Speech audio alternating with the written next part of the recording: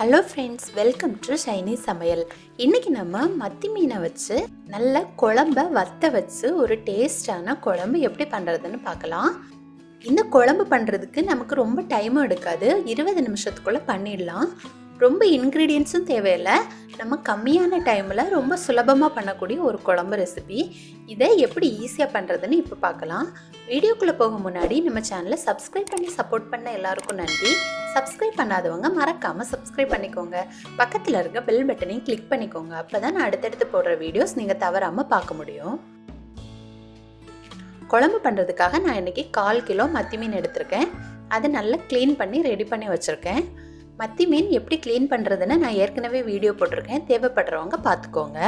அடுத்து எந்த பாத்திரத்தில் குழம்பு பண்ண போகிறீங்களோ அந்த பாத்திரத்தை எடுத்துக்கணும்.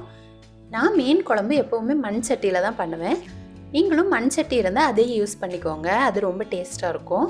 கூடவே ஒரு எலுமிச்சை அளவு புளி எடுத்து அதை நல்லா ஊற வச்சு அதில் இருக்க தண்ணியை எடுத்துக்க போகிறேன். 1 கப் அளவு தண்ணி சேர்த்துக்கலாம், ரொம்ப தண்ணி சேர்க்க வேண்டாம், ஏன்னா நம்ம இந்த குழம்பை வத்த வச்சு தான் எடுக்க போகிறோம். இப்போ இந்த புளி தண்ணி கூடவே 1/4 டீஸ்பூன் மஞ்சள் தூள், 1/2 டேபிள் ஸ்பூன் மல்லித்தூள், 1/2 டேபிள் ஸ்பூன் மிளகாய் தூள் இதெல்லாம் சேர்த்து நல்லா மிக்ஸ் பண்ணி எடுத்துக்கணும். காரம்லாம் உங்கள் தேவைக்கு ஏற்ற மாதிரி சேர்த்துக்கோங்க. உங்களுக்கு விருப்பம் இருந்தால் நீங்கள் இதில் கொஞ்சம் நல்ல மிளகு பொடியும் ஜீரக பொடியும் சேர்த்துக்கலாம்.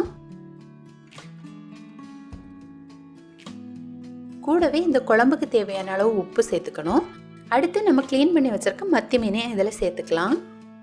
இப்போ இந்த குழம்புக்கு ஒரு டேஸ்ட்டும் மனமும் கொடுக்கறதுக்காக நான் மாங்காய் சேர்க்குறேன். இந்த மாங்காய் வந்து நல்ல புளிக்கும் தன்மையுடையது, அதனால் நான் பாதி மாங்காய் சேர்த்துருக்கேன். புளிப்பு அதிகம் இல்லாத மாங்காய்னா நீங்கள் கொஞ்சம் அதிகமாக சேர்த்துக்கலாம். புளிப்பு தன்மை அதிகம் இருந்துச்சுன்னா கம்மியாகவே சேர்த்துக்கோங்க, இல்லைனா குழம்பு வந்து ரொம்ப புளிப்பாகிடும். நான் இன்றைக்கி பாதியை விட கொஞ்சம் கம்மியாக தான் சேர்த்துக்கிறேன். கூடவே 2 பச்சை மிளகாய் இந்த மாதிரி நீல வாக்கில் கட் பண்ணி சேர்த்துருக்கேன். இப்போ இதெல்லாம் சேர்த்து நல்லா மிக்ஸ் பண்ணி வச்சுக்கணும். அடுத்து இதை நம்ம அடுப்பில் வச்சு வேக வச்சிடலாம். இப்போ நான் வேக வைக்க ரெடி பண்ணிட்டேன். கூடவே இதில் 2 கொத்து கருவேப்பிலையும் சேர்த்துருக்கேன். கருவேப்பிலை உங்களுக்கு எவ்வளோ வேணுமோ நீங்கள் அந்த அளவுக்கு சேர்த்துக்கோங்க, கம்மியாக வேணும்னாலும் சேர்த்துக்கலாம். நான் 2 கொத்து சேர்த்துருக்கேன். இப்போ இதெல்லாம் சேர்த்து நல்லா கொதிக்க விடணும். இப்போ குழம்பு நல்லா கொதிக்க ஆரம்பிச்சாச்சு. இந்த குழம்புல நம்ம கரண்டி விட்டு அடிக்கடி கிளறக்கூடாது, அப்படி கிளறும் போது மீன் வந்து உடஞ்சிடும். அதனால் இந்த சட்டியை எடுத்து அப்பப்போ நீங்கள் இப்படி லைட்டாக ஆட்டி விட்டால் போதும், அது நல்லா மிக்ஸ் ஆகிடும். இப்போ இதை மூடி போட்டு ஒரு 5 நிமிஷம் நல்லா கொதிக்க விடணும். இப்போ பாருங்கள், 5 நிமிஷத்துக்கு அப்புறமா மீன் நல்லா வெந்து ரெடியாகி இருக்கு. இந்த மீன் வந்து நல்லா வத்தி வரணும், அந்த அளவுக்கு நம்ம கொதிக்க விடணும். இது வத்தி வர்றதுக்கு 15 to 20 மினிட்ஸ் தான் ஆகும். நமக்கு 20 மினிட்ஸ்க்குள்ளாடியே இந்த குழம்பு ரெடி ஆகிடும்.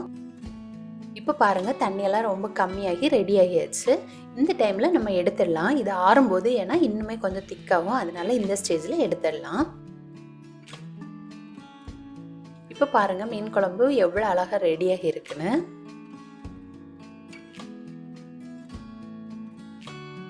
இது ரொம்ப டேஸ்ட்டாக இருக்கும், நீங்களும் ட்ரை பண்ணி பாருங்கள். இது குறிப்பாக மத்தி மீனில் ரொம்ப டேஸ்ட்டாக இருக்கும். நீங்கள் மத்தி மீன் வாங்கும்போது இந்த மாதிரி செய்து பாருங்கள். இதில் நம்ம தேங்காய் எதுவுமே சேர்க்கலை, ரொம்ப கம்மியான இன்க்ரீடியன்ட்ஸ் வச்சு ரொம்ப சீக்கிரமாக இதை பண்ணிடலாம். ரொம்ப டேஸ்ட்டாகவும் இருக்கும், நீங்களும் கட்டாயம் ட்ரை பண்ணி பாருங்கள். இது சாதம் கூட வச்சு சாப்பிட்றதுக்கு ரொம்ப டேஸ்ட்டாக இருக்கும்.